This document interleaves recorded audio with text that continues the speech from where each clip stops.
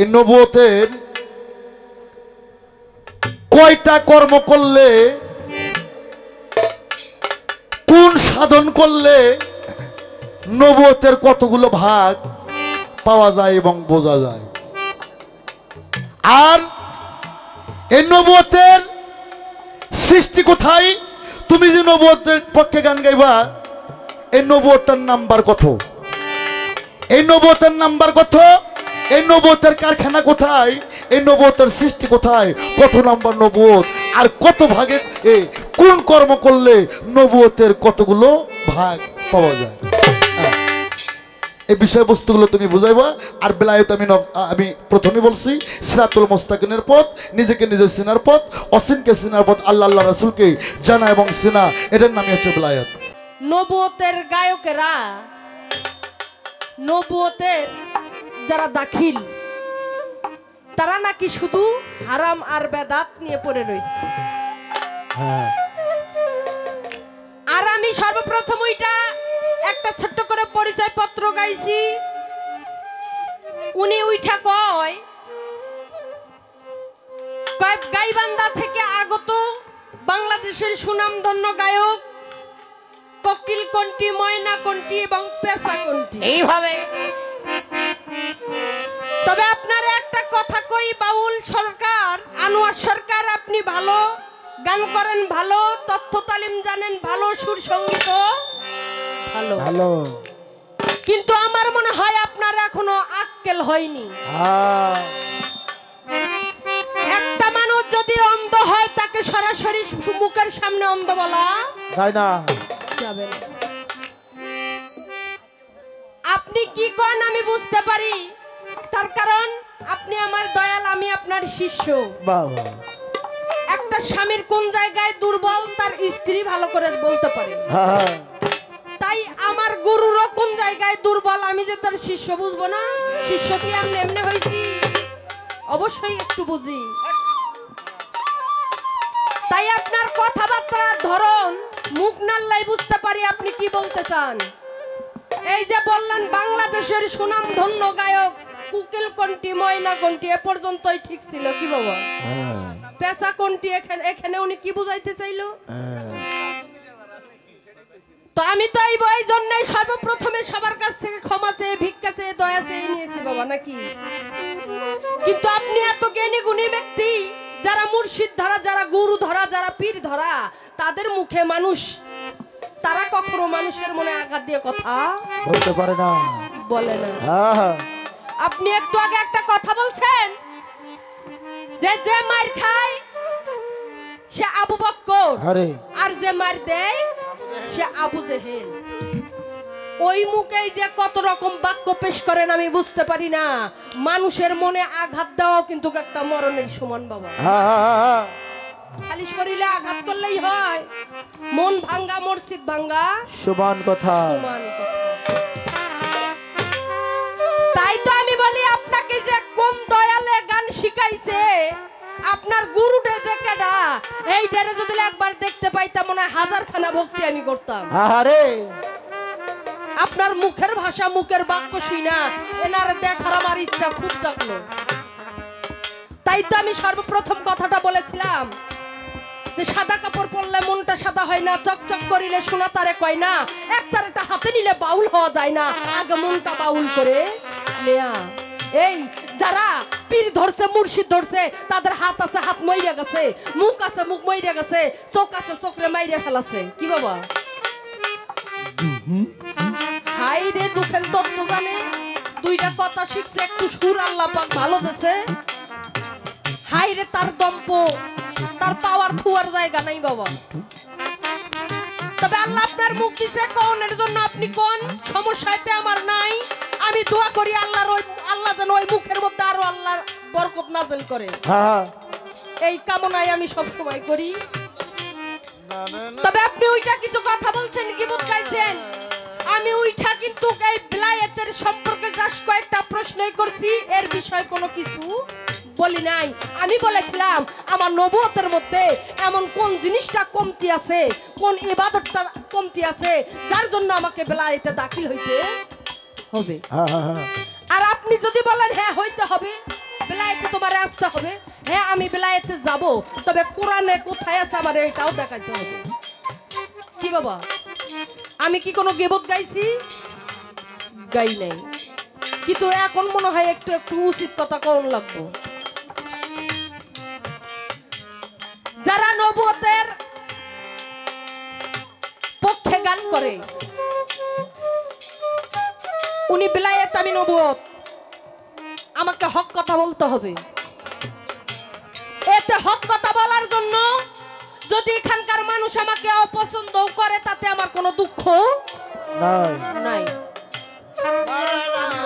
আপনার কথাই এই কথাগুলো আমার আসে, তাই আমি বলবো। আপনি আমার সর্বপ্রথম প্রশ্ন করছেন, আমি বলেছিলাম পৃথিবী সৃষ্টি হওয়ার 2,70,00,000 বছর আগে আপনার এই বেলায়েতটা কোথায় ছিল? কে নিয়ে আসলো? কে কিভাবে আদান প্রদান হইল? আপনি জব করছেন, বেশ ভালো, কিন্তু জব করার পরেও কিছু লেজ লাগাছেন। উনি আমারে কয়, এই নবুয়তের গায়ক রুমি সরকার কয় বাংলাদেশের সব গায়ক থাইমে গেছে, আনোয়ার সরকার থামে নাই। আপনি থামেন চাই না থামেন, ও দেখার সময়ও রুমি সরকারের নাই। সময় আমার আছে, কে থামলো কে দাঁড়াইলো এটা দেখার দরকার আমার নাই। আপনি যে আমারে বললেন এই যে তোমার নবুয়ত, এই নবুয়তটা কি কর্ম করলে, কি কর্ম করলে কত ভাগ নবুয়ত পাওয়া যায়? আর আমার নবুয়তের কালার কি, এটার আবির্ভাব কোথা থেকে হলো? আমার নবুয়ত এটা কত নাম্বার নবুয়ত? হাই সর্বনাশ, এটা আপনার প্রশ্ন? যাক সৃষ্টি না করলে কিছুই সৃষ্টি হইতো না। কি বাবা, ফোন বেলায়েত, ফোন শরীয়ত, ফোন মারুফত, সবকিছু বাদ। যাক সৃষ্টি না হলে কিছুই সৃষ্টি হইতো না। আপনি কার গান কোথায় এসে কোন?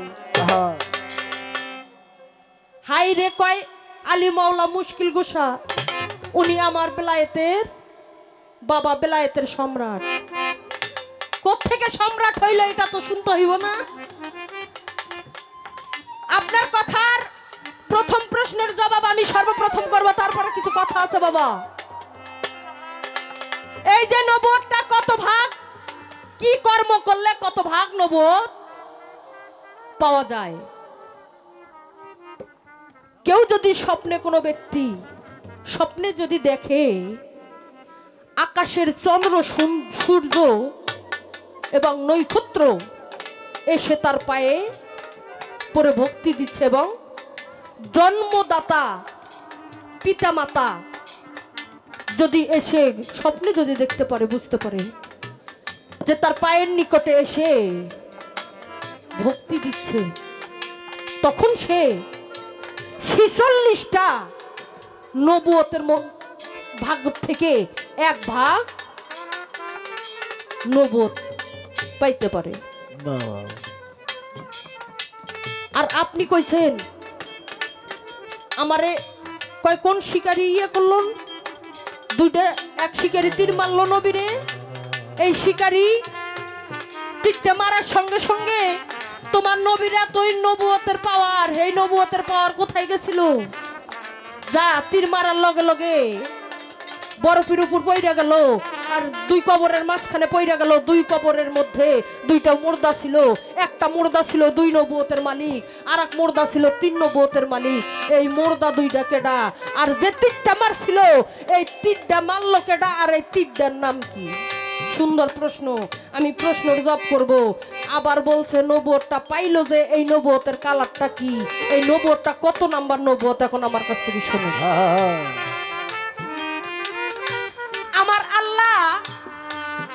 আমার আল্লাহ চিন্তা করতে লাগলো যে আমি যে একজন স্রষ্টা, আমি যে একজন গড, এত বড় একটা জিনিস, আমার তো সৃষ্টি থাকতে হবে।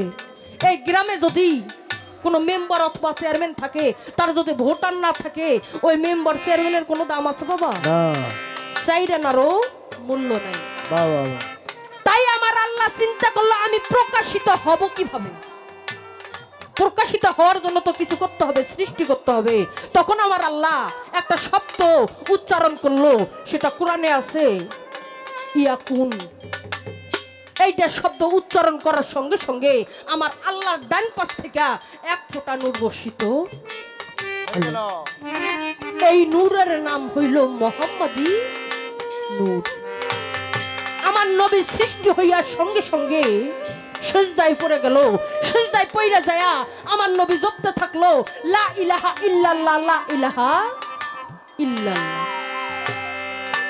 এই লা ইলাহা ইল্লাল্লাহ ৭০,০০০ বৎসর ধইরা জপতে থাকলেন। ৭০,০০০ বৎসর পর আমার আল্লাহ নিজেই বলল, মুহাম্মাদুর ইয়া রাসূলুল্লাহ। সঙ্গে সঙ্গে আমার নবী যখন, আমার আল্লাহ যখন এর জব দিল মুহাম্মাদুর ইয়া রাসূলুল্লাহ, তখন আমার আল্লাহ বলল, হে দোস্ত, আজ থেকে কেউ মানুক বা না মানুক, আজ থেকে তুমি বলবা লা ইলাহা ইল্লাল্লাহ, আর আমি নিজেই বলবো মুহাম্মাদুর ইয়া রাসূলুল্লাহ।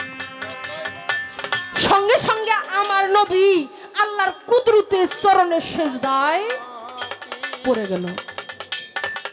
অনেকেই বলে আল্লাহ না শরীকা না মোকাম, আল্লাহর কোনো শরীক নাই।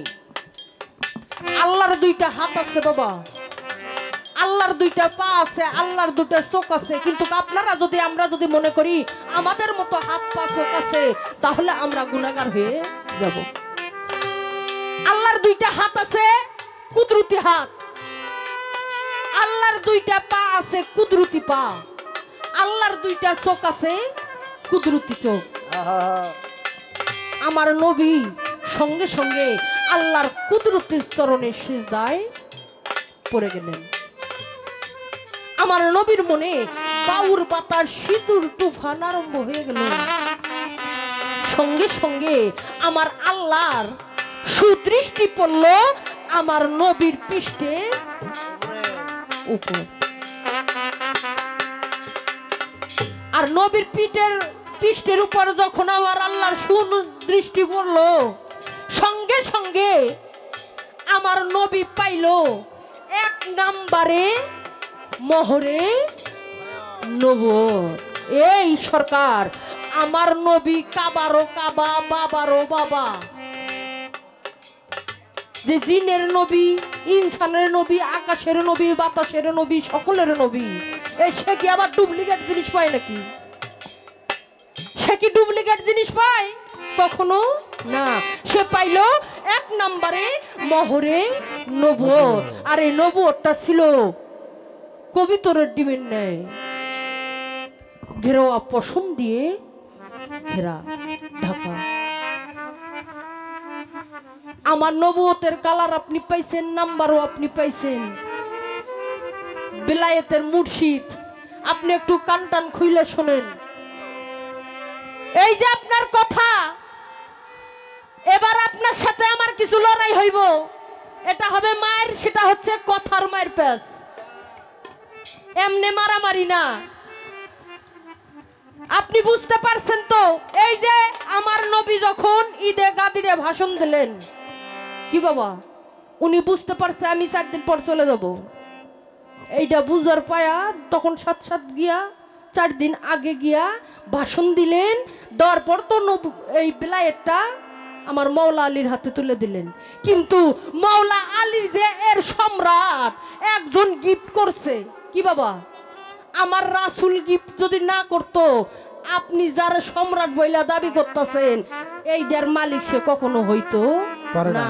তাহলে বুঝতে হবে, যারা সম্রাট মনে করতেছেন, যে সম্রাট আর যে দিছে এ সম্রাটেরও সম্রাট। তাহলে কোন কথা আপনি কোথায় কোন? যাক সৃষ্টি না করলে একটু বালুর কণাও সৃষ্টি হইতো না। আপনি কার কথা কোন জায়গায় নিয়ে আসেন? তাই সব বাদ দেন। আপনি এবার উঠা কোনো গেবত গাবেন না। আমি কিন্তু কোনো গেবত গাই নেই। এই যে আপনারা যারা বেলায়েতে দাখিল হয়েছেন, এখন দেখা যায় বেলায়েতে দাখিল হওয়ার লগে লগেই আমি বলেছিলাম আমার নবুয়তে আইন কানুন, নামাজ, রোজা, হজ, যাকাত, কালিমা, মাতা পিতার খেদমত সবই রয়েছে। কিন্তু এখন দেখা যায় আপনারা যারা বিলায়েতে দাখিল হন, বিলায়েতের মুর্শিদেরা যারা, এরা বিলায়েতে দাখিল হওয়ার সঙ্গে সঙ্গে এই যে আপনারা গাঁজা খান, এটা কি কোরআনের কোথাও আছে? কোরআন মাইনা খান নে খালি পানার খান, না মাইনা খান? এটা কি, এটা কি আপনারা কোরআন মাইনা খান না মাইনা খান? যদি কোরআন মাইনা খান তাও কইবেন, আর যদি না মাইনা খান সেটাও কইবেন। দেখা যান খাইতে খাইতে মোজ পাকাইয়া লাল আলাই ফেলাইছেন।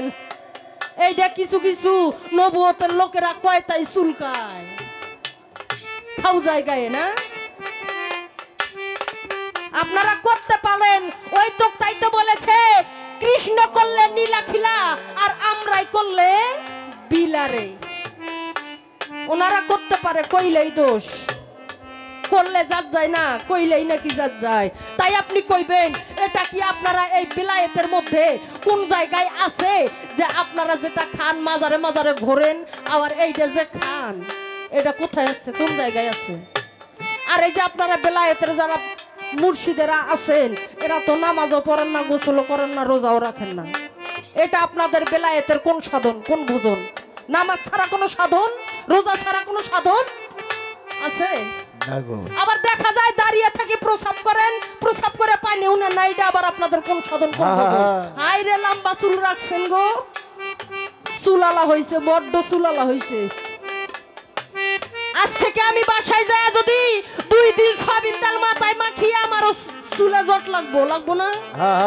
2টা মালা পরমু 4-5 কালারের, হাতে চুরি পরমু, একটা সাদা লেবাস ধারণ করবো। আমার কই বাইরে সাইদানি যাইতাছে, এত সোজা সাইদানি হওয়া,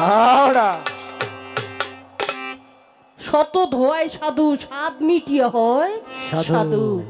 এই আমার ভেতর যদি পরিষ্কার থাকে, উপরে সাদা লেবাজের কোনো প্রশ্নই আমার আসে না। আর যদি আমার ভেতরে কুরসিন কালো হয়ে থাকে, উপরে যত সাদা দিলাম ওই সাদা দিয়ে ভেতরের ময়লা কখনো যাবে না।